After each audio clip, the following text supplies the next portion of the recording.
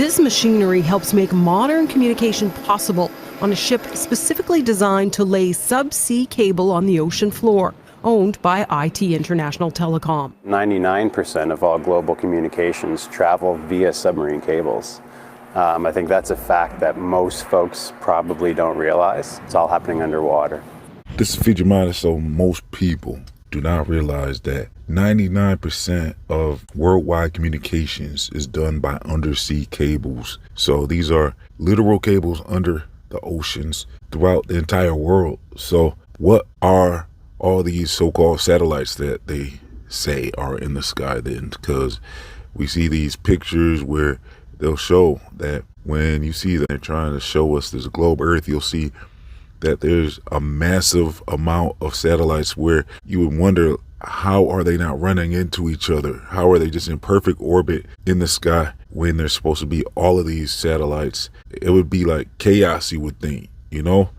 But instead, we're finding out that most people don't realize that most communications are done by undersea cables. 99% is a significant number. It's not like 50% or something less than that. No, 99% of communications is not done by satellite. So that means when you're on your cell phone, the average person, it'd be kind of cool to see a poll done where, you know, those street polls where people are walking around with a mic and they ask the average person. I would bet most people think their cell phones are directly connected to satellites, but no, they are not.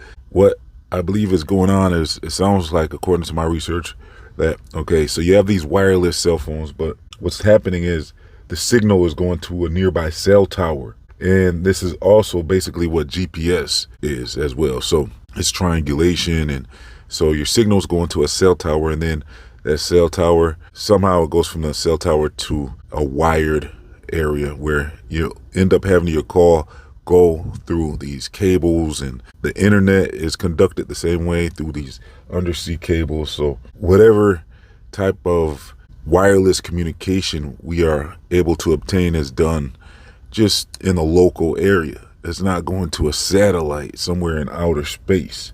So people don't realize that it's all cell towers and cables when it comes down to it. So that's why also when people talk about the satellite balloons, it's kind of a weird thing to bring up sometimes because people really don't know about that as well either. So this is something to where you can really show people though what's really going on with your cell phone, and it's scientific.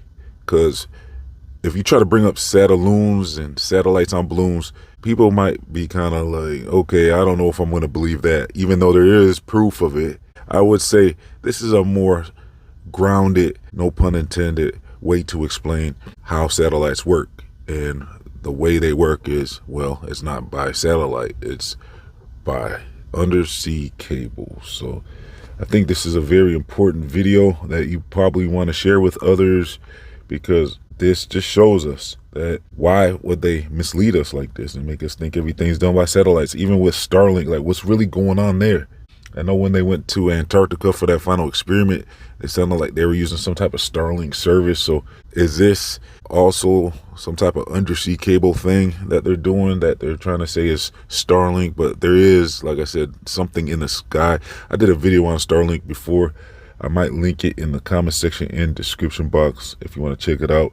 I also have theories on satellites, so I'll probably leave a satellite playlist for you as well, because there's information about the ionosphere where they're bouncing signals off of the sky, which doesn't make a lot of sense when you think about it. Like, how are they bouncing signals off the sky? Wouldn't it make more sense that they're bouncing signals off of the firmament? So you got limited amount of satellite balloons, and then what's really going on with satellite phones? So that's another thing to explore probably in another video, or if you want to have the discussion in the comment section. What do you think's really going on with satellite phones? Is that just kind of like a stronger signal where it can reach a cell tower then? That's kind of what I would guess. I haven't looked too much into it, but that's what it sounds like. It's probably the phone is designed to have a much stronger signal, I would guess, and maybe that signal is able to reach further than a normal cell phone and actually get to the closest cell tower perhaps. But then also with the cloud technology, it makes you just think that this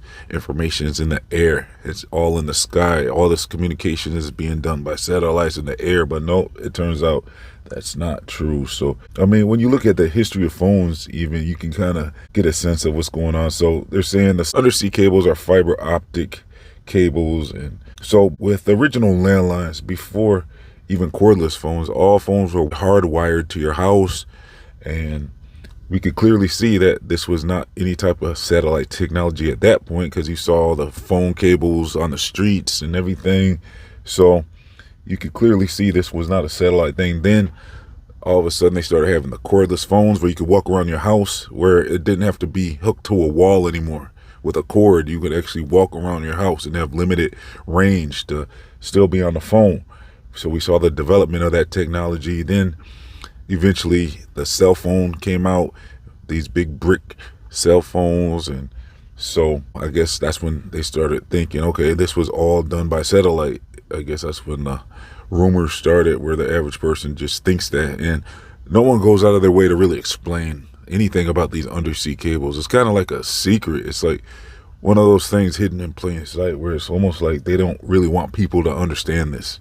It seems like, because this information is pretty rare to come across. You don't see this information too much. Like, they're not really teaching it in school, I don't believe, or anything like that. So when it comes down to it, I believe they really are kind of misleading us, and they want us to believe that cell phones are using satellite technology. It just makes them feel more powerful or something, I believe, or something like that. But with the cloud and stuff, it's just kind of showing us that all this stuff is not really in the cloud. It's all being transferred through wires. And so, yeah, I just wanted to share this information with you. So we saw the history of phones and how it developed into cell phones, and yeah, but it has nothing to do with satellites for the most part. I mean, now, like I said, the limited satellites there's technology that I cover in my playlist, like bouncing signals off the sky, the ionosphere, and which is actually the firmament in my opinion. And then, like I said, the satelloons and all that. So yeah, check out that link, and plus I have a Starlink video as well, so check all that out in the comment section and description box. I'm also going to leave links to my other channels, my social media, my Feed Your Mind store, my free email newsletters, and much more. If you would like to support this channel, please donate as little as $1 to help keep this channel online by becoming a YouTube member or a monthly Patreon. So thanks for tuning in. Please like, comment, share, and subscribe. This has been Feed Your Mind signing off.